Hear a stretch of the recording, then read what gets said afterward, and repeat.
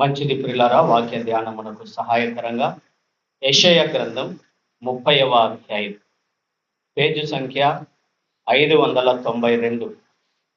Page సంఖ్య 592. యెషయా గ్రంథం 30వ అధ్యాయం మొదటి 2 వచనాలు చదువుకుందామండి. మొదటిది 2ది 3వ వచనం వరకు చదువుకుందాం. యెహోవా వాక్కు ఇదే, లోబడని పిల్లలకు శ్రమ, పాపమునకు పాపము కూర్చుకొనున్నట్లుగా వారు నన్ను అడుగక ఆలోచన చేయుదురు.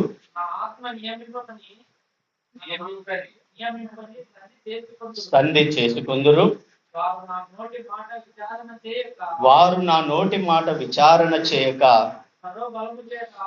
ఫరో బలము చేత తమ్మును తాము బలపరుచుకొనుటకు ఐగుప్తు నీడను శరణుజొచ్చుటకు శరణుజొచ్చుట వలన సిగ్గు కలుగును. మంచిది. 31వ అధ్యాయం మొదటి వచనం కూడా చదువుకుందామండి. ఇజ్రాయేలు పరిశుద్ధ దేవుని లక్ష్య పెట్టుకయు, యెహోవా యొద్ద విచారింపకయు, సహాయము నిమిత్తము ఐగుప్తునకు వెళ్ళుచు గుర్రములను ఆధారము చేసుకొని వారి రథములు విస్తారములనియు రౌతులు బలాఢ్యులనియు వారిని ఆశ్రయించు వారికి శ్రమ. ప్రార్థన. మమ్మల్ని మిక్కిలిగా ప్రేమించుచున్న కృప కలిగిన తండ్రి, మీ ఘనమైన నామమునకు స్తుతులు స్తోత్రములు ప్రభువా. మీ వాక్యము మా పాదములకు దీపము, మా త్రోవకు వెలుగయుండి మా బాధలలో నెమ్మది కలిగించుచున్నది. అట్టి వాక్యమును ఈ సమయమున మేము ధ్యానించుచు ఉండగా వినగలిగిన చెవులను, గ్రహించగలిగిన మనస్సును మీరు మాకు దయచేయండి. లేఖనములో దాగి ఉన్న మేలులను, సత్యమును మేము గ్రహించి మీ నామమును గణపరుచున్నట్లు పరిశుద్ధాత్మ నడిపింపు సహాయమును దయచేయమని యేసుక్రీస్తు నామమున ప్రార్థించి ప్రారంభించుచున్నాము తండ్రి. అందరికీ వందనాలండి. అందరికీ వందనాలు. ప్రియులారా, రక్షణ పొంది ఆయన బిడ్డలుగా పరిగణింపబడి ఆయన అడుగుజాడల్లో నడుస్తున్నటువంటి ఒక క్రైస్తవుడు లేదా ఒక విశ్వాసి అణువణువున ఎవరి మీద ఆధారపడి బ్రతకాలండి? దేవుని మీద ఆధారపడి బ్రతకాలి. ప్రతి విషయంలోనూ ఆయన యొద్ద విచారణ చేస్తూ మన తీర్మానాలు ఉండాలి. ఏ సహాయమైనా నీకు అవసరమైతే పరిశుద్ధుడైన యెహోవా తప్ప ఇంకొకరిని ఆశ్రయించడానికి వీలు లేదు. ఎందుకంటే ఇక్కడ ఇజ్రాయేలీయులు చేస్తున్నటువంటి పొరపాటు ఏమంటే, ఆయన దివారాత్రములు వాళ్ళని కాచి కాపాడుతూ ఉండగా అన్ని విధాలుగా వాళ్ళకి రక్షణ కాపుదల దయచేస్తూ ఉంటే కొద్దిపాటి శ్రమ కలుగగానే ఇజ్రాయేలీయులు చేస్తున్న పొరపాటు ఏమంటే పక్కనే ఉన్నటువంటి ఐగుప్తు దేశం వైపు చూస్తూ ఉన్నారు. వాళ్ళు రౌతులు బలాఢ్యులని, వాళ్ళ గుర్రాలు బలమైనవని, వాళ్ళ దగ్గర ఉన్నటువంటి రథములు శ్రేష్టమైనవని ఇజ్రాయేలుని ఎవరిని ఆశ్రయిస్తున్నారండి? ఐగుప్తుని ఆశ్రయిస్తూ ఎవరి యొద్ద విచారణ చేయడం లేదు? దేవుని యొద్ద విచారణ చేయడం లేదు. ఆయనని అడుక్కోకుండా ఆలోచన చేస్తా ఉన్నారు. ఆయన చిత్తము లేని సంధిని వాళ్ళు చేసుకుంటా ఉన్నారు. కాబట్టి ఆయన ఏమంటున్నాడంటే, లోబడని పిల్లలకు శ్రమ. శ్రమ ఎప్పుడు వస్తుందండి? లోబడకపోతే. ఏ విషయాలలో? దేవుణ్ణి ఆధారము చేసుకుండా, దేవుని యొద్ద సహాయమునకు రాకుండా తమ ఇష్టానుసారముగా ఇతరుల మీద ఆధారపడితే వాళ్ళు తప్పకుండా శ్రమకి గురి అవుతారని వాక్యము చెప్తా ఉంది. 31వ అధ్యాయంలో ఇజ్రాయేలు పరిశుద్ధ దేవుణ్ణి లక్ష్య పెట్టకయు ఏమంటున్నారండి? పరిశుద్ధ దేవుణ్ణి ఏం చేయాలంట? లక్ష్య పెట్టాలి. ఎందుకంటే ఆయన మనల్ని లక్ష్యము చేస్తున్నాడు. ఎట్లా అంటే పేతురు మొదటి పత్రిక, తొందరగా సమయం తక్కువగా ఉంది. పేతురు మొదటి పత్రిక 5వ అధ్యాయము 7వ వచనం చదువుకుందామండి. ఆయన మిమ్మును గూర్చి చింతించుచున్నాడు గనుక మీ చింత యావత్తు ఆయన మీద వేయుడి. ఆయన మిమ్మును గూర్చి చింతించుచున్నాడు అన్న దగ్గర కింద పుట్టినట్లు ఏముంది చూడండి. ఆయన ఏం చేస్తున్నాడంట? లక్ష్యము చేస్తున్నాడు. ఇక్కడ యెషయా గ్రంథంలో ఏముందంటే, ఇజ్రాయేలు పరిశుద్ధ దేవుణ్ణి లక్ష్య పెట్టక, ఆయన నిన్ను గూర్చి లక్ష్య పెడుతుంటే, ఆయన నన్ను గూర్చి లక్ష్య పెడుతుంటే, నన్ను గూర్చి లక్ష్య పెడుతున్నటువంటి దేవుణ్ణి పక్కన పెట్టి మనం ఆయన లక్ష్య పెట్టకపోవడము అది పెద్ద పాపమే అవుతుందండి కదా. ఎందుకంటే దేవాది దేవుడు నీ విషయమై అహర్నిశలో ఆలోచిస్తూ నీ బాగోగుల కొరకు, నీ మేలు కొరకు ఆయన ఎంతో తాపత్రయపడుతుండగా, నిన్ను గూర్చి ఆయన చింతించుచు ఉండగా, నన్ను గూర్చి చింతించుచున్న నా ప్రభువుని పక్కన పెట్టి ఆయన లక్ష్య చేయకపోవడం అన్నది అది పెద్ద పాపముతోనే సమానం. ఎందుకంటే 30వ అధ్యాయంలో ఏమనుందంటే, పాపమునకు పాపము కూర్చుకుంటున్నారు. ఎందుకంటే నా యొద్ద వాళ్ళు విచారణ చేయడంలే, నా నోటి మాటలను కూడా వాళ్ళు వినడానికి ఇష్టపడడంలే. ఇక్కడ వాళ్ళు చేస్తున్న పొరపాటు ఏమిటంటే, మొదటిగా ఇజ్రాయేలు పరిశుద్ధ దేవుని లక్ష్య పెట్టడం లేదు, రెండవదిగా యెహోవా యొద్ద విచారణ చేయడం లేదు. ఏమండి విచారణ అంటే? విచారణ అంటే ప్రతి విషయంలోనూ ఆయన దగ్గర ఎంక్వైరీ చేయడం. ప్రభువా, నేను ఈ మార్గంలో పోవాలా వద్దా? నేను ఈ పని చెయ్యాలా వద్దా? ఈ విషయంలో నేను ముందడుగు వెయ్యాలా వద్దా అని అణువున ఆయన దగ్గర విచారణ చేసి ఆయన అనుగ్రహించే నడిపింపులో మనం వెళితే మనకి శ్రమ కలగదండి. కానీ ఆయన యొద్ద విచారణ చేయకుండా మన ఇష్టానుసారంగా మనం అడుగులు వేసిన వారమైతే తప్పకుండా శ్రమకి మనము గురి అవుతాం. విచారణ చేయటంలో ఏమి దాగి ఉందంటే విధేయత దాగి ఉంది. అంత మాత్రమే కాదు, ప్రభువా నేను నా స్వంత బుద్ధిని ఆధారం చేసుకోవడం లేదు, నా స్వంత జ్ఞానాన్ని కూడా ఆధారం చేసుకోవడం లేదు, నా స్వంత శక్తిని కూడా ఆధారం చేసుకోవడం లేదు, కాబట్టే నేను నీ యొద్దకు, నీ ఆలోచన కొరకు, నీ నడిపింపు కొరకు నేను వచ్చి ఉన్నాను ప్రభువా అని ఆయన దగ్గర మనం విచారణ చేసేటటువంటి వారంగా ఉండాలి. ఆయన యొద్ద విచారణ చేయకుండా నీ స్వంత బుద్ధిని ఆధారం చేసుకుంటే ఎంతటి ఇబ్బందులు ఉన్నాయో లేఖనం ఏం చెప్తుందో చూద్దామండి. సామెతల గ్రంథం 3వ అధ్యాయము, సామెతల గ్రంథం 3వ అధ్యాయము 5వ వచనం చదువుకున్నామండి.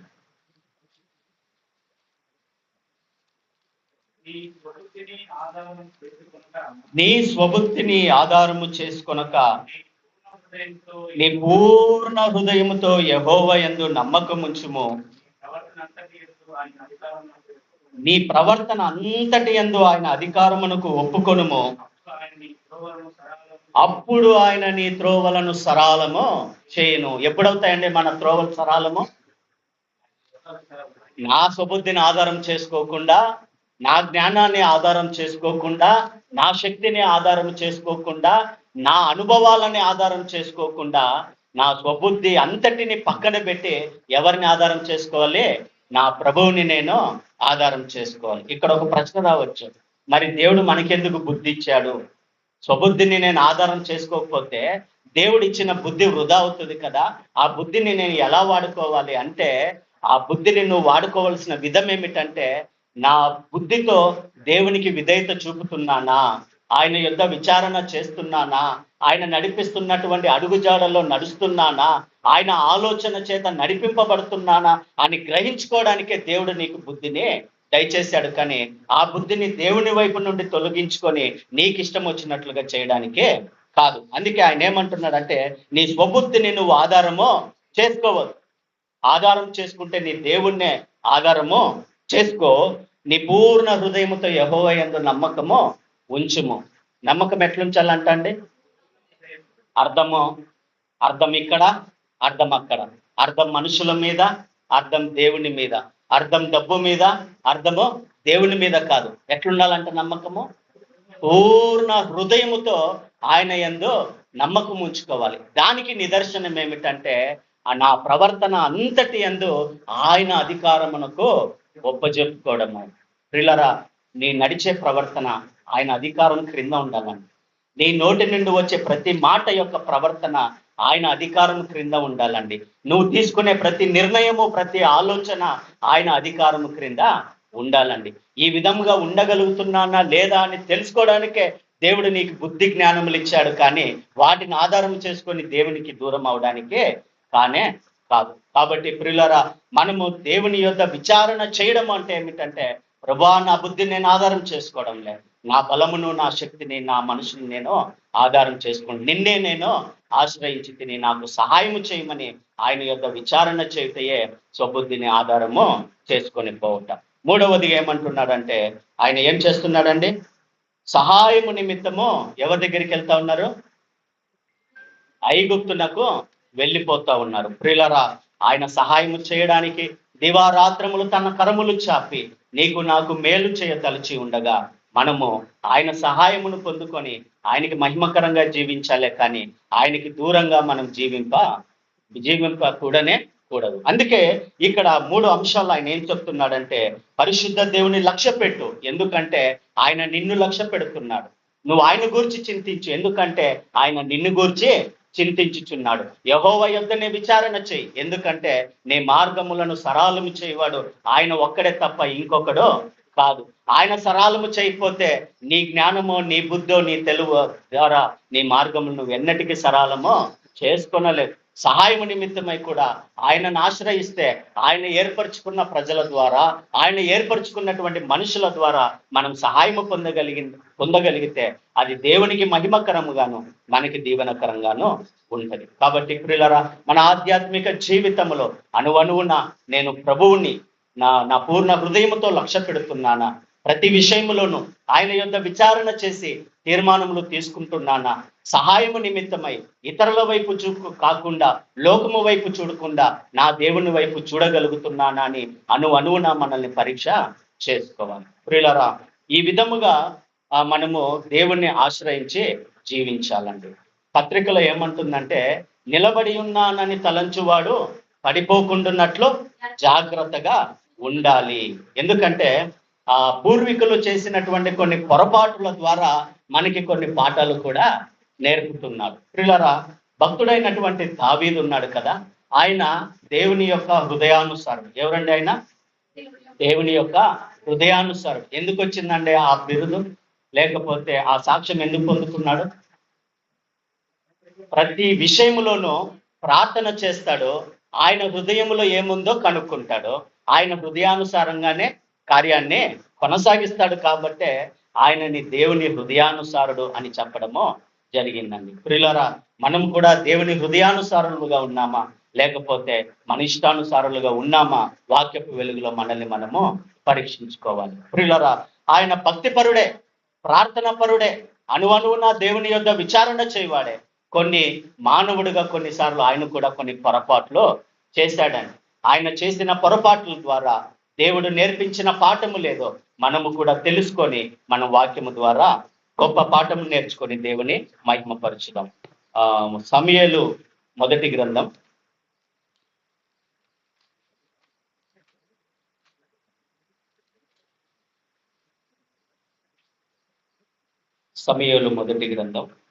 27వ అధ్యాయం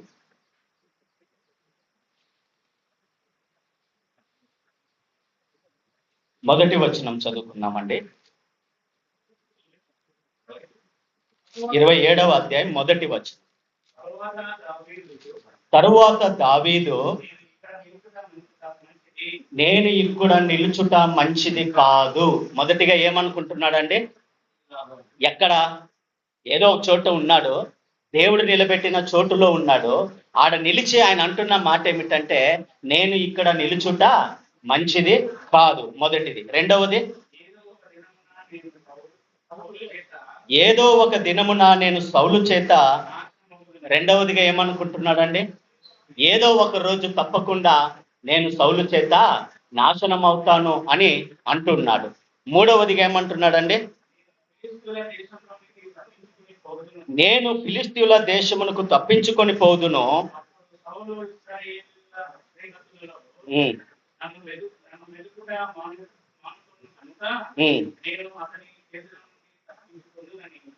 అనుకొని ఏమంటున్నాడండి? మూడవదిగా, ఇక్కడి నుండి తప్పించుకొని ఫిలిస్తీయుల దేశానికి పోతాను కాబట్టి నేను తప్పింపబడతాను అని చెప్తా ఉన్నాడు. ప్రియులారా, ఇక్కడ గమనించినట్లయితే భక్తుడైనటువంటి దావీదు కొన్ని శ్రమలు ఎదుర్కొంటా ఉన్నాడు.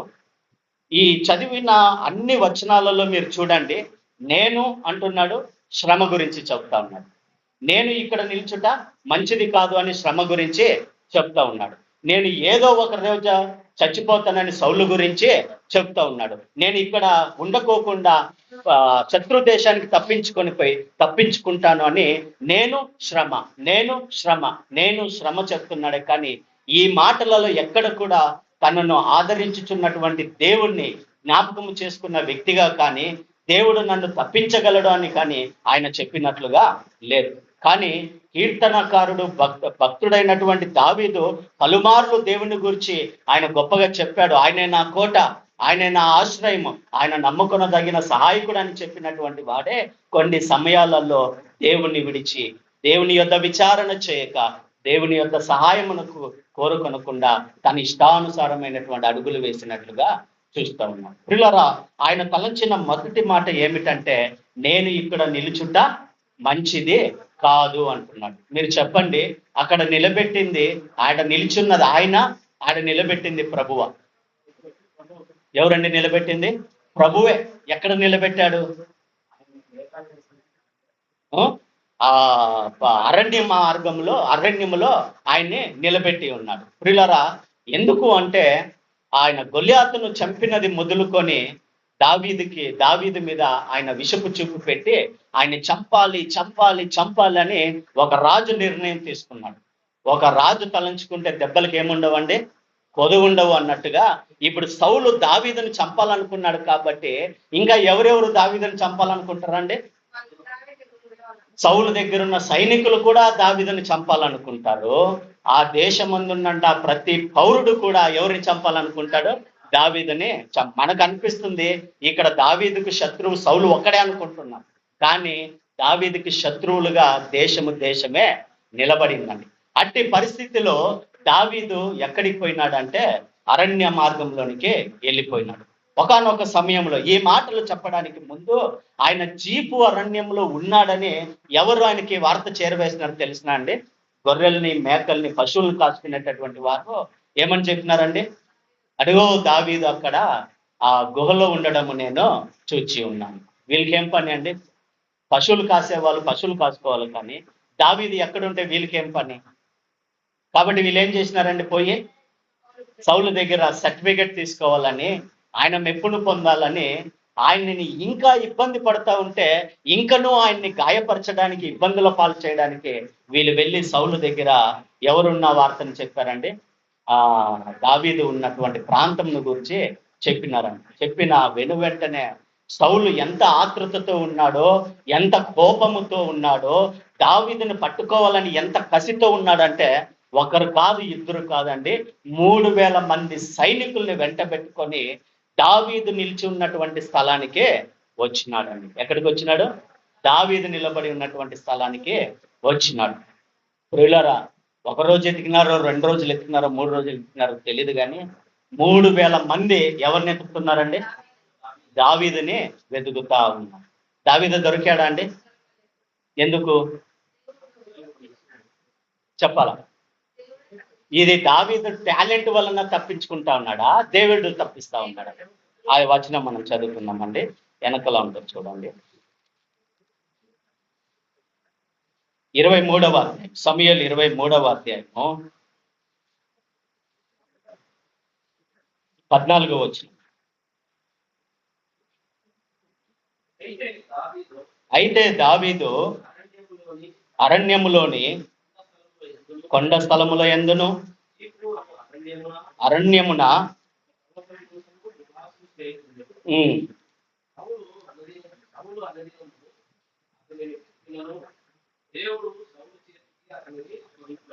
సౌలు ఎన్ని రోజులు ఎత్తినాడంట అండి? ప్రతిరోజు సౌలు పని ఏమంటే, ఆడు 3000 అని ఉంది, ఇంకొకసారి ఎన్ని మందిని తీసుకున్నాడు తెలియదు, కానీ 1000 మందిని సైనికుల్ని వెంట పెట్టుకొని ఎవరిని వెతుకుతున్నాడండి? దావీదుని వెతుకుతా ఉంటే, దావీదుని ఎవరు తప్పిస్తా ఉన్నారు? ఇది ఒకరోజు ప్రాసెస్ కాదు, ఇది అనుదినము ప్రాసెస్. ప్రతిరోజు తన శత్రువు అయినటువంటి సౌలు తన బలగాన్ని వెంట పెట్టుకొని దావీదుని చంపడానికి ప్రతిరోజు ప్రయత్నం చేస్తూ ఉంటే, వాళ్ళు చేస్తున్న ఆ ప్రయత్నంలో ప్రతిరోజు దేవుడు జోక్యం చేసుకొని తన భక్తుడైనటువంటి దావీదును తప్పించుచు వచ్చాను. ఒక్క మనిషి 3,000 మంది ద్వారా తప్పించబడ్డమంటే అంత ఆషామాచి కాదు. అది దేవుడు జోక్యం చేసుకొని తప్పిస్తే తప్ప ఏ మనుషుడు కూడా తప్పించుకొనలేడు. పిల్లరా, ఇక్కడ చదివేటప్పుడు ఒక వింత లేకపోతే ఒక ఆశ్చర్యం వేస్తుంది. దేవుడు ఏమనుకోవాలా, ఏంది ఇది ప్రతిరోజు పెద్ద సమస్య అయిపోయింది, సౌలు మానక దావీదును తరుముతా ఉన్నాడు, నేను మానక దావీదునే తప్పిస్తా ఉన్నా, సౌలుని కొట్టి పడేస్తే లేకపోతే చంపి పడేస్తే ఈ సమస్య ఉండదు కదా అని ఎవరు అనుకోవాలి? దేవుడు అనుకోవాలి. కానీ దేవుడు ఏమనుకుంటున్నాడు తెలిసిన, ప్రతిరోజు నా కుమారుడికి శ్రమలు ఎదురవ్వాలి, ప్రతిరోజు నా కుమారుని శ్రమలలో నా పాలు పంపులు ఉండాలి, నా జోక్యం ఉండాలి, నేను తప్పిస్తూ ఉండాలి, ఆయన నన్ను స్తుతిస్తూ ఉండాలి. ప్రియులారా, నువ్వు నేను ఆరాధించుచున్న దేవుడు ఎంత గొప్ప ప్రేమమయుడు, దయామయుడు అంటే, ఉన్నపాటున నీ శ్రమలు, ఇబ్బందులు, సమస్యలని తీసి ఒకే రోజు ఒక క్షేమకరమైన స్థితికి తీసుకెళ్లేవాడు కాదండి. కానీ శ్రమలు నీ వెంటనే ఉన్నాయి. 3,000 మంది, 3,000 లాంటి సమస్యలు నీ చుట్టూ ఉన్నప్పటికీ కూడా ఆయన అనుదినము నీతో ఉండి వాటన్నిటి నుండి తప్పించేటటువంటి దేవుడై ఉన్నాడు. ప్రియులారా, ఈ విధముగా ఆయన అణువున తప్పిస్తూ ఉంటే దావీదేమంటున్నాడు తెలిసిన, నేను ఈ స్థలం మందు నిలుచుట మంచిది కాదు. ప్రియులారా, ఈ మాట మంచిదేనా? 3,000 మంది తరుముతుంటే నేను చిక్కడం లేదే, ఇది దేవుని ఆశ్చర్య కార్యము కాదా, దేవుని హస్తము కాదా, దేవుడు నన్ను ఇంతగా కాపాడుతుంటే, ఆయన కాపాడేవాడు నాకుంటే ఆయన 3,000 కాదు, 3,000 మంది కాదు కదా, 30,000 మందిని తోడుకోరాని నాకెవరు తోడండి? నా దేవుడు నాకు తోడుగా ఉంటే ఆయన నన్నే అప్పగించడు. ఏం చదువుకున్నామండి?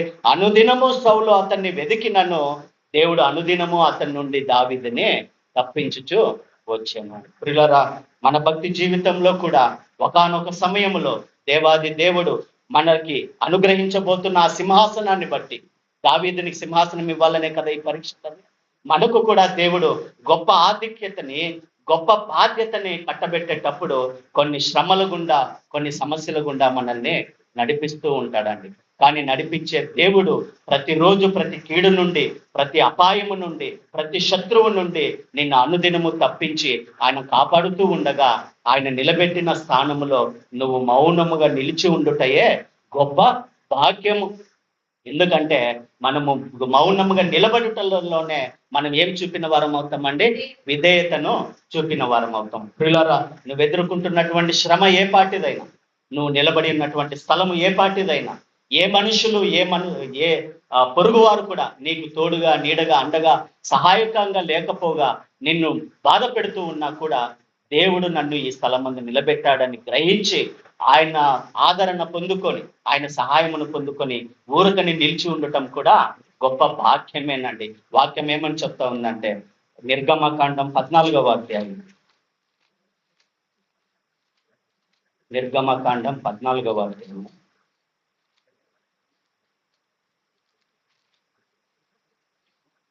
13వ వచనం చదువుకున్నాం. అందుకు మోషే, భయపడకుడి, యెహోవా మీకు నేడు కలుగజేయు రక్షణను ఏం చేయాలంట? మనము ఊరకనే నిలిచోవడం కూడా గొప్ప విశ్వాసమేనండి. ఊరక నిలిచి ఉండి కనిపెట్టడం కూడా గొప్ప విశ్వాసమేనండి. ఊరక నిలిచుండి దేవుడు చేసే ఆశ్చర్య కార్యాలను చూడడానికి నీ ప్రయత్నం ఏది చేయకుండా ఊరక నిలబడ్డం కూడా గొప్ప భక్తి జీవితమేనండి. అక్కడ మోషే తన ప్రజలతో చెప్తున్నది ఏమంటే, మీరు ఊరకని నిలబడండి, దేవుడు చేసే రక్షణ కార్యాలని మీరు కన్నులారా చూడండి. మనం కన్నులారా చూడడానికే నియమింపబడ్డాము, కానీ మన సొంత పనులు చేసుకోవడానికి కాదు. ప్రియులారా, ఆ రోజు ఇజ్రాయేలీల పరిస్థితి ఎట్లుందంటే, ముందర ఎర్ర సముద్రం, వెనకల శత్రు సైన్యం, వాళ్ళకి ఎటువైపు కూడా మార్గం లేదు. వాళ్ళు మొట్టమొదటి మాట ఎవరితో మోషేతో అంటున్న మాట ఏం తెలిసిన, ఐగుప్తుల సమాధులు లేవా? వాళ్ళ మైండ్ ఎక్కడుందండి? సమాధుల మీదే ఉంది, సావు మీదే ఉంది, ఆ అపజయాల మీదే ఉంది. కానీ మోషే ఏమంటున్నాడంటే, మీరు ఎందుకు సమాధుల గురించి మాట్లాడుతున్నారు, మీరు జస్ట్ హోల్డ్ డౌన్, ఏది ఊరికని నిలిచి ఉండి చూడండి అంతే, ఆయన చేసే రక్షణ కార్యాలని మీరు కనుక్కోగలరు. పిల్లరా, మన ఆధ్యాత్మిక జీవితంలో కూడా దేవుడు నిన్ను ఏదైనా శ్రమలో నిలబెట్టినప్పుడు, అనారోగ్య స్థితిలో నిలబెట్టినప్పుడు, సమస్యలలో నిలబెట్టినప్పుడు ఆయన నిన్ను విడువడు, ఎడబాయుడు. నువ్వు ఊరికనే నిలిచుండి ఆయన కృప కొరకు కనిపెట్టుకుంటే ఆయన చేసే రక్షణ కార్యములను మనం కనులారా చూడగలం. దావీదు అంటున్నాడు, నేను ఇక్కడ నిల్చుట మంచిది కాదు అని. కానీ దేవాది దేవుడు ఆయన అనుదినము సౌలు చేత నుండి తప్పిస్తూనే ఉన్నాడు. ఎంతటి గొప్ప కాపుదల దేవుడు ఆయనకు అనుగ్రహిస్తున్నాడండి. ఇంకా వెనకల అధ్యాయంలో ఏం జరిగిందంటే, సౌలు 3,000 మందితో వెదికి వెదికి వెదికి వెదికి అలిసిపోయి రాత్రి అందరూ ఒక ప్రాంతంలో నిద్రపోతా ఉన్నారు. సౌలుతో పాటు అంతమంది నిద్రపోతా ఉంటే మధ్యలో ఎవరున్నారంటే సౌలు ఉన్నాడు. సౌలు తలగడ దగ్గర ఈటెను నీల బుడ్డి ఉంది. ఆయన చుట్టూ సెక్యూరిటీ ఎంతమంది అంటే 3,000 మంది. వాళ్ళ మధ్యలోనికి ఎవరు పోయినారు తెలిసిన? దావీదును, దావీదుతో పాటు ఒక పనివాడు కూడా పోయినట్లుగా లేఖనాలు మనకి చెప్తావు. ప్రియులారా, ఆయన 3,000 మందిని దాటుకొని పోయినాడు, ఈటను తీసుకున్నాడు, నీల బుడ్డిని తీసుకున్నాడు, అక్కడ కొన్ని మాటలు కూడా మాట్లాడుతూ ఉన్నాడు. తన ఆ పొరుగువాడు ఏమంటున్నాడంటే, ఇదిగో నీ శత్రువుని నీ దేవుడు నీకే అప్పచెప్పినాడు, నువ్వు మూ అను సాలు, నువ్వు ఎస్ అను, నేను ఈటని తీసి నీ శత్రువుని పొడిచి చంపుతాను. నో నో, దేవుని చేత అభిషేకింపబడిన వ్యక్తిని చంపడానికి వీలు లేదని చెప్పి మరలా 3,000 మందిని దాటుకొని వచ్చి ఆయన అటువైపు పోయి మాట్లాడినట్లుగా చూస్తా ఉన్నాం. చెప్పండి, 3,000 మందిని దాటుకొని లోపలికి పోవడానికి, 3,000 మందిని దాటుకొని బయటికి రావడానికి ఇది దావీదు యొక్క తలాంతా, దావీదు యొక్క టాలెంటా, లేకపోతే దావీదు యొక్క గొప్పతనం అంటే? కానే కాదు. వాక్యం ఏం చెప్తాం చూడండి. 1 సమూయేలు 23వ అధ్యాయం.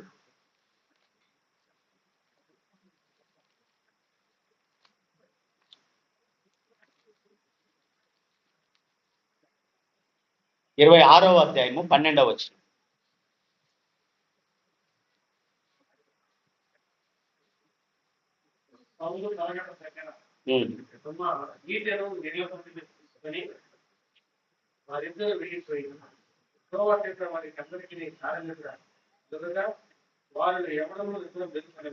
ఎవరి చేత అంటే గాఢ నిద్ర కలిగింది? అది దావీదు టాలెంటో ఇంకొక టాలెంటో కాదు. దేవుడు వాళ్ళకి ఏం కలుగు చేశాడంట? ఇక్కడ మీరు కనిపెట్టి చూడండి, దావీదు ఎక్కడికి పోతేనేమి, ఆయన ఏం చేస్తేనేమి, కానీ దేవుడు ఎంతగా దావీదు జీవితంలో జోక్యం చేసుకుంటున్నాడంటే, అతడు 3,000 మందిని దాటిపోతున్నాడు, 3,000 మందిని దాటుకొని వస్తున్నాడు. ఎవరి చేత కంటబడినా కూడా నా కుమారుడికే అపాయి. ఒక్కడు లేచి చెప్తే చాలు, ఏమని 3,000 మందిలో ఒక్కడు లేచి ఓయ్ దావీదు వచ్చినట్టు చూడండి రా అంటే చాలు. ఎంతమంది ఎగబడతారండి? 3,000 మంది కూడా ఎగబడతారు. కానీ వాళ్ళందరికీ గాఢ నిద్ర కలిగజేసింది ఎవరు? ఈ విధముగా ఆయన 1,000 మందిని వెంట పెట్టుకొని వెతుకుతూ ఉన్నా దేవుడు తప్పిస్తూ ఉంటే, 3,000 మధ్యలోనికి క్షేమంగా వెళ్ళి క్షేమంగా నువ్వు బయటికి రాగలుగుతుంటే, నేను ఇక్కడ నిలుచుట మంచిది కాదు అని చెప్పుట అది దేవునికి ఎంత మాత్రము కానీ మహిమకరముగా లేదండి. కాబట్టి మనం ఏం చేయాలంటే దేవుని యొద్ద విచారణ చేయాలి.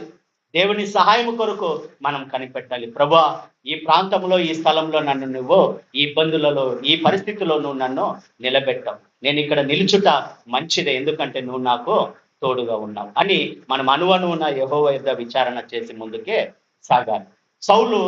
భక్తుడైన దావీదు అంటున్న రెండవ మాట ఏమిటంటే, చదవండి అది 27వ అధ్యాయం 2వ మాట.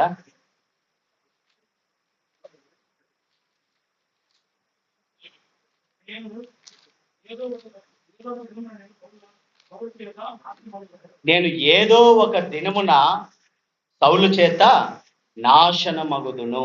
సౌలు భక్తుడైన దావీదు అంటున్న రెండవ మాట ఏమిటంటే, ఆయన 3,000 మంది నుండి కాపాడుతున్నా, అనుదినము తప్పిస్తూ ఉన్నా, గాఢ నిద్రలు కలుగజేసి తన బిడ్డని కాపాడుకుంటున్నా, ఆయన అంటున్న మాట ఏమిటంటే, ఏదో ఒక రోజు నేను సౌలు చేత చంపబడతాను అని తనకై తానే అనుకుంటా ఉన్నాడు. ఇది కూడా దేవునికి ఎంత బాధ కలిగించే మాట మీరు ఒకసారి గమనించి చూడండి. ఆయన అనుకుంటున్నాడు, ఈ రోజు తప్పించుకున్నా రేపు ఎట్లుంటుందో నాకు తెలీదు, రేపు తప్పించుకుంటా మరునాడు ఎట్లుంటుందో నాకు తెలీదు. ఈ నెల తప్పించుకున్నా రాబో నెల ఎట్లుంటుందో నాకు తెలీదు. ఈ సంవత్సరం తప్పించుకున్నా వచ్చే సంవత్సరం ఎట్లుంటుందో నాకు తెలీదు అని మనము ఏ దినమును గురించి విచారించాల్సిన పని లేదండి. ఎందుకంటే అనుదినము ఆయన నిన్ను కాచి కాపాడి రక్షించే దేవుడై ఉన్నాడు. ఆయన అంటున్నాడు కదా, రేపటిని గురించి చింతపడుకుడి, ఏ నాటికీడో ఆ నాటికే చాలును. ఈ రోజుకి నీకేం కావాలో అది దేవుడు నీకు తప్పకుండా ఇస్తాడు. రేపటి దినాన ఏం కావాలో అది దేవుడు నీకు తప్పకుండా ఇస్తాడు. ప్రియులారా, దేవాది దేవుడు అనుదినము నిన్ను కాచి కాపాడుతుండగా ఏ దినము కూడా నీకు అపాయము కాదు, ఏ దినము కూడా నువ్వు చంపబడేటటువంటి వాడవు కాదు. అనుదినము ఆయన నిన్ను కాచి కాపాడి రక్షిస్తా ఉన్నాడు. లేఖనములు ఏం చెప్తా ఉంది? 68వ కీర్తన 68వ కీర్తన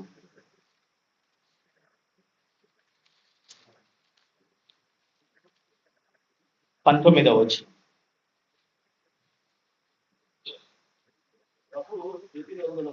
ప్రభువు స్తుతి నొందును గాక, అనుదినము ఆయన ఎప్పుడు భరిస్తున్నాడండి? న్యూ ఇయర్ ఫస్ట్ రోజు మాత్రమేనా, లేకపోతే గుడ్ ఫ్రైడే రోజు మాత్రమేనా? అనుదినము ఆయన ఏం చేస్తున్నాడంటే మన భారమునే ఆయన భరిస్తూ ఉన్నాడు. అంటే రేపటి ఎటువంటి భారముతో నిండి ఉందో నీకు తెలీదో, నాకు తెలియదు.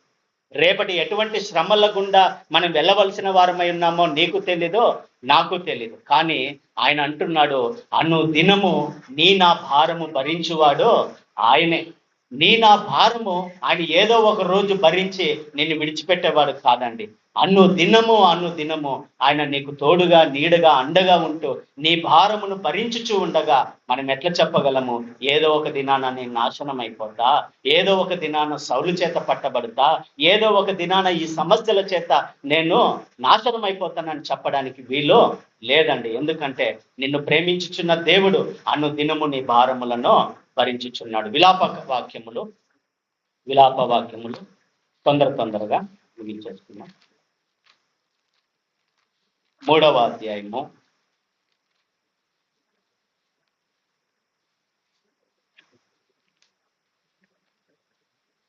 683. 3వ అధ్యాయం 23వ వచనం చదువుకుందామండి. అనుదినము ఏం పుడతా ఉందంట అండి? ఏంటి వాత్సల్యత అంటే? వాత్సల్యత పసి బిడ్డ పుట్టినప్పుడు తల్లికి కలిగేది వాత్సల్యత. అంటే తన బాధ మొత్తం మర్చిపోతుంది. దేన్ని బట్టి అంటే ఆ వాత్సల్యతని బట్టి, బిడ్డ మీద ఉన్న ఆ ప్రేమానురాగాలు, ఆ వాత్సల్యతను బట్టి తన నొప్పినంతటిని మర్చిపోతుంది. బిడ్డ మీద తల్లికి కలిగే ఆ వాత్సల్యత ఒకసారి మాత్రమే. కానీ దేవాది దేవునికి మన పట్ల కలుగుతున్న వాత్సల్యత ఎప్పుడంటే అనుదినము. ఆ వాత్సల్యత ఎంతటిదంటే 22వ వచనంలో చూడండి పైన, యెహోవా కృపగలవాడు, ఆయన వాత్సల్యత ఎడతెగక నిలుచుచున్నది గనుక మనము నిర్మూలము. అంటే మనం ఎప్పుడో నిర్మూలము కావలసినటువంటి వారమే, ఎప్పుడో సౌలు చేత పట్టబడవలసినటువంటి వారమే, ఎప్పుడో సౌలు చేత నాశనమై చనిపోవలసినటువంటి వారమే. శ్రమలు, సాతాను అనేటటువంటి ఈ లోక ఇబ్బందుల ద్వారా మనం ఎప్పుడో నిర్మూలము కావలసినటువంటి వారమే. కానీ అనుదినము అటెండెన్స్ చేసినట్టుగా ఆయన నీ జీవితంలో ప్రత్యక్షమై నీ భారమును అనుదినము ఆయన భరించుచు ఉన్నాడు. అనుదినము తల్లి తన బిడ్డ పట్ల చూపించేటటువంటి ఆ వాత్సల్యత ప్రతి దినము నీ పట్ల నా పట్ల చూపిస్తా ఉన్నాడు.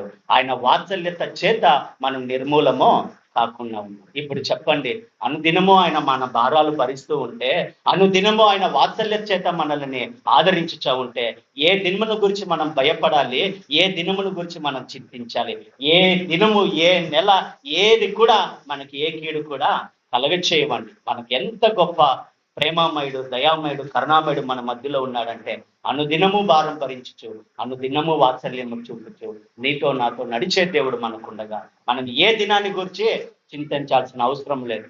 వయస్సును బట్టో, వృద్ధాప్యాన్ని బట్టో, లేమిని బట్టో, ఆర్థిక ఇబ్బందులను బట్టో, ఆ దినములు ఎట్లా ఉండబోతున్నాయో ఆ దినములని నువ్వు ఏ దినమును గురించి చింతపడకు, దిగులు పడకు, భయపడకు. ఎందుకంటే అన్ను దినము నీ భారము భరించడానికి ఆయన నీకు తోడుగా ఉన్నాడు.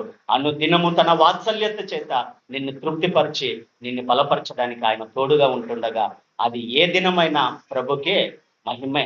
ఎందుకంటే ప్రతి దినము కూడా ఆయనే స్తుతింపదగినటువంటి దినముగా ఉన్నది. సమయం లేదు కాబట్టి ఎవరు భక్తుడైన దావీదు చెప్పిన మూడో మాట ఏమిటండి? నేను ఫిలిస్తీన్ల దేశానికి పోయి తప్పించుకొని అక్కడ నేను ఎట్లుంటా, క్షేమముగా ఉంటాను అని చెప్పాడు. ప్రియులారా, ఇంతవరకు ఆయన జీవిత విధానం ఎట్లుందంటే ఆయన అరణ్యంలో ఉన్నాడు, అణువణువున దేవుని యొద్ద విచారణ చేస్తూ ఉన్నాడు, అణువణువున దేవుని యొద్ద ప్రార్థన చేస్తూ ఆయన కనిపెట్టుకుంటూ ఆయన చేత నడిపింపబడుతున్నప్పుడు ఆయన దగ్గరికి ఎంతమంది వచ్చినారు తెలుసునా అండి? 400 మంది వచ్చినారు. ఎవరు ఆ 400 మందులు అంటే ఇబ్బందుల్లో ఉన్నోళ్ళు, అప్పుల్లో ఉన్నవాళ్ళు, అసమాధానముగా ఉన్న వాళ్ళు ఎవరి దగ్గరికి వచ్చినారంటే దావీదు దగ్గరికి వచ్చినారు. దావీదు దగ్గర వెండి ఉందని వచ్చారా, బంగారు ఉందని వచ్చారా, లేక వెల్ సెటిల్డ్ పర్సన్ అని వచ్చారా? ఎందుకు వచ్చాడండి దావీదు దగ్గరికి? కేవలం ఈ వ్యక్తి భక్తి కలిగినటువంటి వ్యక్తి, అణువణువున దేవుని యందు ఆధారం చేసుకుంటున్న భక్తి కాబట్టి అతని దగ్గర మనం ఉంటే క్షేమం అని ఎవరు వచ్చారు? ఈ 400 మంది వచ్చారు. ఈ 400 మంది వచ్చినప్పుడు ఆయన ఎంత విధేయుడుగా ఆ ప్రభునందు ఉండాలి. కానీ ఆయన ఏమనుకున్నాడంటే నేను ఇక్కడి నుండి తప్పించుకొని ఎక్కడికి పోతాను? ఫిలిస్తీన్ల దేశానికి వెళ్ళిపోతాను అని చెప్పి, అంటే అది రాబో దీనిలలో ఆయన అబీమెలెకు దగ్గరికి పోయి వచ్చినాక వీళ్ళు రావడము, అంటే ఆయన జీవన విధానాన్ని మనము గుర్తు చేసుకున్నామండి. ఆయనకు అక్కడ పోయిన తర్వాత పరిస్థితులు ఎట్లా మారిపోయినాయి అంటే ప్రియులారా, ఇదే అధ్యాయం 27వ అధ్యాయం ఆఖరి వచనం చదవండి.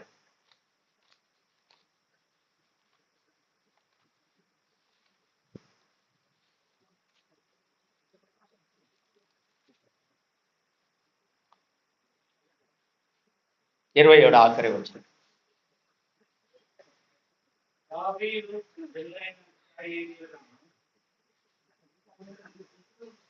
దావీదు తన జనులైన ఇజ్రాయేలీయులు తన యందు బొత్తిగా అసహ్యపడినట్లు చేసెను.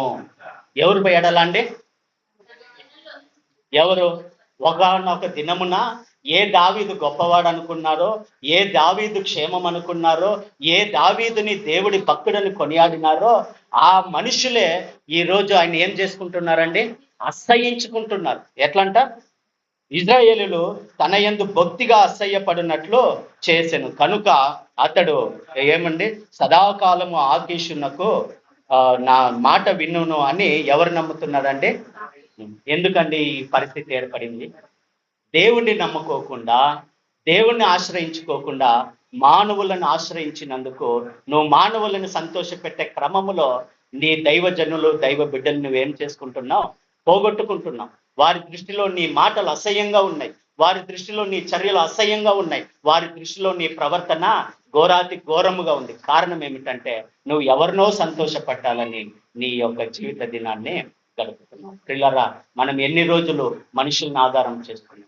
ఎన్ని రోజులు మనుషుల సహాయం కొరకు పోదాం? ఆ విధముగా దేవుణ్ణి కాకోకుండా, దేవుణ్ణి విడిచిపెట్టి, దేవుని యొక్క విచారణ చేయకుండా నువ్వు వెళ్ళావు కాబట్టి నీకేమొచ్చిందంటే శ్రమ. ఏమొచ్చింది? శ్రమ. శ్రమ వచ్చిన తర్వాత ఆయన బొత్తిగా అసహ్యుడుగా ఉన్నాడు. రాబోయే ముందు వచనాలలో ఏమనుందంటే ఒకానొక సమయమున ఫిలిష్తులందరూ యుద్ధం చేయడానికి వెళ్తే ఈయన కూడా వాళ్ళతో పాటు కొంత దూరం వెళ్ళి మరలా తిరిగి వస్తా ఉన్నాడు. ఆ యుద్ధం పోవడం కూడా ఎవరిని మెప్పించడానికే? ఆకీషుని మెప్పించడానికే. ఒకానొక దినమున శత్రువులైనటువంటి ఫిలిస్తీయులని పక్షాన పోరాడినాడు. ఏమన్నాడు తెలిసిన? సున్నతి లేని ఈ ఫిలిస్తీయుడు జీవము కలిగిన సైన్యమును తిరస్కరించుటకు వీడెంతటి వాడు అని చెప్పిన ఈ దావీదు ఈ రోజు ఇదే ఫిలిస్తీయులతో కలిసి ఎవరిని ఎదుర్కోవడానికి పోతున్నాడు? జీవము కలిగిన దేవుని సైన్యాన్ని ఎదుర్కోవడానికి పోతున్నాడు. కారణం ఏం తెలుసా? దేవుణ్ణి విడిచి దూరం వెళ్ళిపోయాడు. దేవుడు నిలబెట్టిన స్థలం నుండి దూరం వెళ్ళిపోయాడు. దావీదు సౌలు చేత చంపబడతానని చెప్పి ఎక్కడో వెళ్ళి క్షేమంగా ఉంటానని వెళ్ళాడు. అక్కడికి వెళ్ళి చూస్తే సమస్యలు గుండా సమస్యలు వస్తుంది. ఆయన తిరిగి సిక్లగుకు వచ్చినప్పుడు సిక్లగులో ఉన్న మనుషులందరూ చెరగొనిపోయారు. సిక్లగుని కాల్చి పడేశారు. ఆ రోజు వాళ్ళు ఏడ్చారంట, ఇంకా ఏడవడానికి శక్తి లేనంతగా దావీదుతో పాటు ఉన్నటువంటి మనుషులందరూ ఏడ్చారంట. ఇప్పుడు చెప్పండి, ఈ విధముగా ఏడ్చినట్లు గత లేఖనాల్లో మనం చదవగలిగామా అండి? 3,000 మంది సౌలు వెంటాడినప్పుడు మనం చదివామా? ఆయన ఏడ్చినట్లు కూడా, బాధపడినట్లుగా లేదు. ఎవడైనా ఇబ్బంది పడినట్లుగా మనం చూస్తున్నామా? లేదు. ఆ రోజు ఇబ్బందులే ఉన్నాయి, కానీ దేవుడు ఏనాడు కూడా తన బిడ్డలు ఏడ్చేలాగున ఆయన చెయ్యి విడిచిపెట్టలేడు. కానీ దేవుడిని విడిచిపెట్టి ఎవరో మేలు చేస్తారని, ఎవరో క్షేమం కలిగిస్తారని ఆకీషు రాజుని ఆనుకుంటే ఆ రోజు వాళ్ళకి ఏం మిగిలిందండి? గొప్ప ఏడుపు మిగిలింది. కానీ వెంటనే ఆయన చేసిన పని ఏమిటంటే, యాజకుని పిలిపించి యోబోధును తెమ్మని చెప్పి ప్రార్థన చేశాడు. ప్రార్థన చేసిన వెంటనే దేవుని స్వరము ఎవరికి ప్రత్యక్షమైందంటే దావీదుకి. ఇక్కడ మనం దేవుని ప్రేమని మనం గుర్తెరుగుదాము. ఆయన కోప్పడాలి. యాక్చువల్లీ, పోవయ్యా, ఇన్ని రోజులు నన్ను కాదని, నేను కాదని నీకు ఇష్టం వచ్చినట్లు చేసి ఇప్పుడు అంతా నాశనమైన తర్వాత నువ్వు నా దగ్గరికి వస్తావా అని ఆయన కోపగించుకోవాలి. ఆయనకు ప్రత్యుత్తరం ఇవ్వకుండా మౌనంగా ఉండాలి.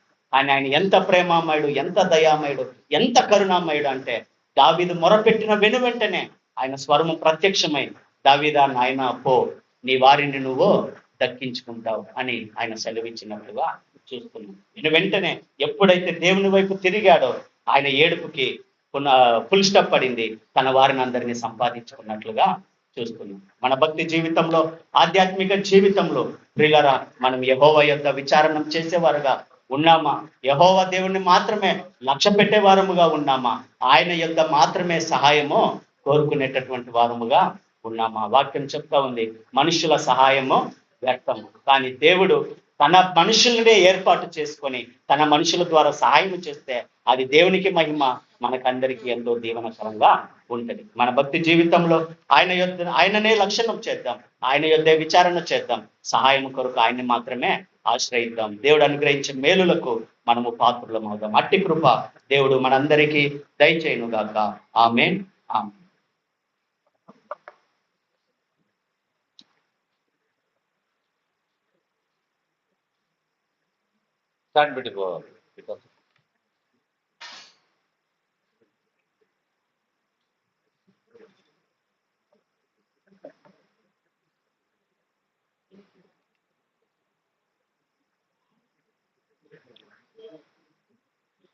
ప్రియులారా, సహోదరుడు మరి ఇంత సమయం మనము సంఘముగా చేస్తున్న ప్రార్థనకు ఆయన ద్వారానే అనేక రకాలైన జవాబులు ప్రభువు మనకు అనుగ్రహిస్తున్నాడు, ఆయనకు అనుగ్రహిస్తున్నాడు. మంచిది. తనకు తాను ఇక్కడ నిలవడం మంచిది కాదని తనకు తానుగా అనుకుంటున్నాడు. అయితే ఇంతవరకు దావీదు తన సొంత ఆలోచనతో ఎట్లా నష్టపోయాడో మనము చూస్తూ ఉన్నాం. ఆ దేవుని మాటను వినకోకుండా అనుదినము ఆయనను కాపాడుతున్నప్పటికీ ఆయన సొంత ఆలోచనలకే ఎక్కువ ప్రాముఖ్యత ఇస్తూ ఉన్నాడు. అనుదినం మనం కూడా కాపాడబడుతున్నాం సదాకాలం. పక్షులను చూడండి, అవి పోషింపబడుతున్నాయి. ఎందుకు చెప్తున్నాడు? మనం కూడా పోషింపబడుతున్నామని మనం తెలుసుకోవడానికి. అయితే దేవునితో ప్రతిసారి విచారించినటువంటి వాడు బైబిల్ గ్రంథంలో ఒకడే ఒకడున్నాడు. ఆయన ఎవరు? ఒకడే ఒకడు, ఇంకెవరు లేరు. యేసుప్రభు వారే. ప్రతిసారి ఎక్కడ ఉండమన్నాడో అక్కడ ఉండమన్నాడు, ఏం చేయమన్నాడో అది చేస్తూ ఉన్నాడు. తండ్రి నిశ్చితమైతే ఈ గిన్నెను నా ఇద్దరి నుంచి తీసివేయి, అయినా నా ఇష్టం కాదు, నీ ఇష్టమే. అది జరగాలి. ఇంతవరకు తప్పించుకోవడమే చూసినాం. మంచిది. కొంత పౌలు భక్తుడు తన పరిచర్య జీవితంలో ఒక ప్రవక్త వచ్చి, నువ్వు యెరూషలేం పోతే కాళ్ళు చేతులు ఈ విధంగా కట్టుకో, ఇట్లా అయిపోతావు నువ్వు అని చెప్తూ ఉన్నాడు. అప్పుడు పౌలు భక్తుడు ఏమంటున్నాడు? నేను మరణించడానికి కూడా ఇష్టపడుతున్నాను, ప్రభు నాకు ముందుగానే చూపిస్తున్నాడు ఎటువంటి శ్రమలు ఎదుర్కోవాలో. వాటన్నిటికీ నేను సంసిద్ధంగా ఉన్నాను. ఆ భక్తుడు చెప్పిన అంశాన్ని, ఆ ప్రవక్త చూపిన అంశాన్ని తేటగా అర్థం చేసుకుంటున్నాడు. ప్రజలందరూ ఏమన్నా వాడికి వెళ్ళొద్దు, యెరూషలేముకు వెళ్ళొద్దు వద్దో చూపించినాడు ఇప్పుడే ప్రవక్త, ఇట్లా నిన్ను కట్టేస్తారని. అయితే వివేచనతో అర్థం చేసుకొని, కాదు పరిశుద్ధాత్మ దేవుడే నన్ను అక్కడికి నడిపిస్తున్నాడు, నేను అది పొందాలి. అయితే ప్రభు ఒక్క చోట మాత్రం అతనుకు తానే అనుకున్నాడు ఇక్కడ నిలవడం మంచిది కాదని. ప్రభు అంటున్నాడు ఇక్కడ నిలిచి ఉండటం మంచిదని. ఎక్కడ? మనం అక్కడ కూడా నిలిచి ఉండటంలే. ఎక్కడ? అందరూ పోయినారు. పోయిన తర్వాత ప్రభు అంటున్నాడు, నేను నిజమైన ద్రాక్షావళిని, తీగలు నా యందు నిలిచి ఉండండి. ఎక్కడ క్షేమం?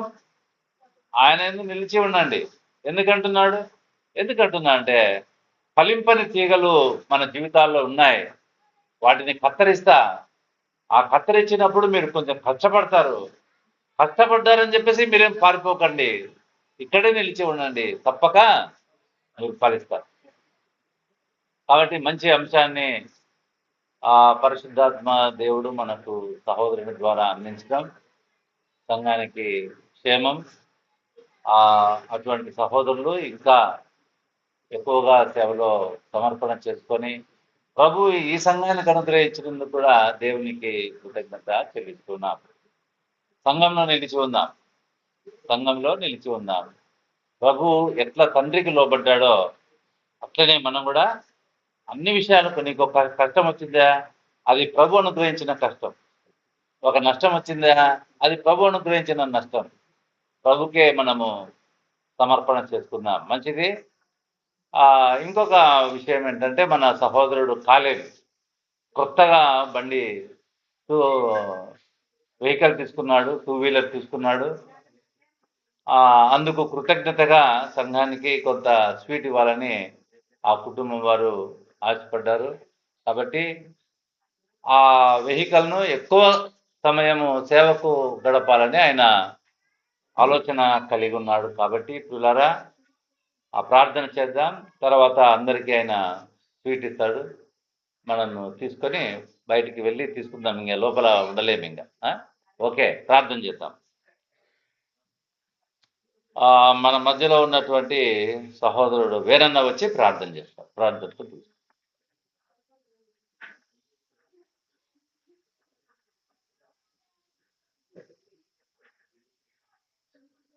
ప్రార్థన చేసుకుందాం. ప్రేమ స్వరూపుడైన మా దేవ, అత్యంత కృపగలిగిన తండ్రి, జీవము గల మా ప్రభువా, జీవాధిపతి, నీ ఘనమైన నామానికి స్తోత్రాలు నాయన.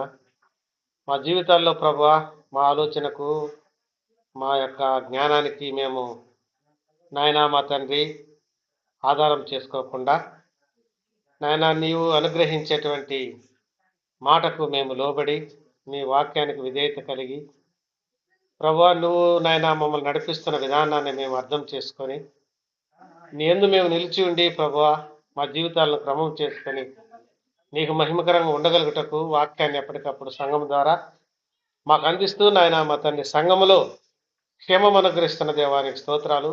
సంఘము దినదినము బలాభివృద్ధి పొందగలిగినట్లు ఇట్టి మాటల చేత మమ్మల్ని ఆదరిస్తున్నదులకు వందనాలు. వాక్యం చెప్పిన దాసులను మీరు దీవించండి. ఇంకా నీ జ్ఞానాన్ని, సమయోచితమైన నీ సహాయం అందించి రానున్న కాలంలో నీకు మహిమకరంగా జీవించగలిగే భాగ్యం దయచేయండి. స్థానికంగా ఉన్న సంఘ బిడ్డలందరినీ జ్ఞాపకం చేసుకోండి. సహోదరుడు మా తండ్రి సత్యబాబాను బిరదవల గ్రామంలో మీరు మా తండ్రి మహిమకరంగా, నీకు మహిమకరంగా వాడుకొని తండ్రి శ్రేష్టమైన మధురమైన మీ వాక్యాన్ని అక్కడ ప్రజలకు అందజేసినారు. అందును బట్టి నీ నామను స్తుతిస్తున్నాం. నీ దాసునికి ఇచ్చిన ఈ కృప కొరకై నీకు స్తోత్రం చెల్లిస్తున్నాం. కుటుంబాన్ని బిడ్డలు దీవించండి నాయన. అన్ని విషయాల్లో ప్రభావ ఇంతవరకు నాయన నడిపిస్తున్న దేవుడు నీకు కృతజ్ఞతలు చెల్లిస్తున్నాము తండ్రి. పీటర్ యొక్క కుటుంబాన్ని కూడా మీరు జ్ఞాపకం చేసుకొని మీ పరిచర్య కొరకు ఎక్కడ బిడ్డలు నిలిచి ఉంటే తండ్రి నీకు మహిమకరంగా పరిచర్య జరుగుతుందో నాయన అక్కడ బిడ్డలు నిలపండి. వారు నీ పక్షంగా మా తండ్రి ఆయన కార్యంలో సఫలం చేయగలిగినట్లు కృప చూపమని ప్రార్థిస్తున్నాం. సంఘమంతటిని ఆయన నీ కృపగల హస్తాల్లో బదిలిపరిచి నాయనా మా తండ్రి నిశ్చితమైన ఈ రాకడాల్సినది మరొక పర్యంతం మేమందరం కలిసి నేను స్తుతించి గణపరిచి నీ సన్నిధికి చేరొచ్చేంత వరకు నీ సన్నిధి సహవాసం మాకు అనుగ్రహించగలని మా ప్రాణప్రియుడు ఆ, సహోదరుడు మా తండ్రి కాలేబు తీసుకున్నటువంటి వాహనం కొరకు కూడా విశేషంగా ప్రార్థన చేస్తున్నాం తండ్రి. ఆ కుటుంబాన్ని మీరు ఎంతగానో ఆదరించి ప్రభు వారి పట్ల మీరు చేస్తున్న ప్రతి మేలు కొరకు వందనాలు. నైనా మా తండ్రి మా ప్రభు ఆ యొక్క వాహనం నడుపుతుండగా సమయోచితమైన సహాయం అందించండి. అదే సమయంలో నీ సేవలో పరిచర్యలో కూడా ఆ వాహనం వాడనట్లు కృప చూపండి. కుటుంబానికి క్షేమము దయచేయమని, ఇంకా నీ యందు వారు వర్ధలు కలిగినట్లు కృపను అనుగ్రహించమని, ఈ రీతిగా సంఘం అంతటినీ మీరు వర్ధలు చేస్తున్న నీ మహాకృప కొరకు స్తోత్రములు చెల్లిస్తూ మా ప్రాణప్రియుడు, మా రక్షకుడు, విమోచకుడు, మా ప్రభు అయిన యేసుక్రీస్తు పరిశుద్ధమైన నామున స్తుతులు చెల్లించి ప్రార్థిస్తున్నాము తండ్రి. ఆమేన్.